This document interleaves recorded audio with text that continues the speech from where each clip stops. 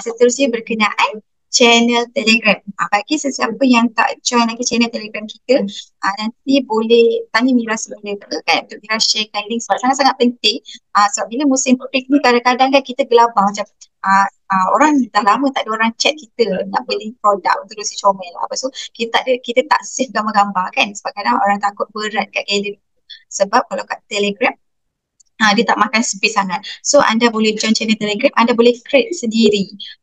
Orang kata yang hanya anda saja dalam channel Telegram tersebut dan masukkan gambar-gambar yang penting berkenaan carta ukuran, gambar berkenaan warna, berkenaan katalog harga produk, supaya memudahkan untuk anda sharekan kepada pelanggan yang buat belian direct WhatsApp. Tapi jangan risau sebab kalau contoh anda yang jenis closing melalui WhatsApp, kita ada software Mirabot lah yang mana nak mudahkan untuk anda buat urusan closing sales. Sebab kat situ pelanggan boleh layan di tapi kadang-kadang kalau contoh untuk platform Shopee, Lazada itu ada juga yang chat kan, kadang-kadang kan dia orang nak confirmkan dengan saya berkenaan warna lah, berkenaan carta ukuran lah. So Mira sarankan untuk rakan-rakan alert dengan perkara-perkara penting lah berkenaan warna, carta ukuran dan juga katalog harga.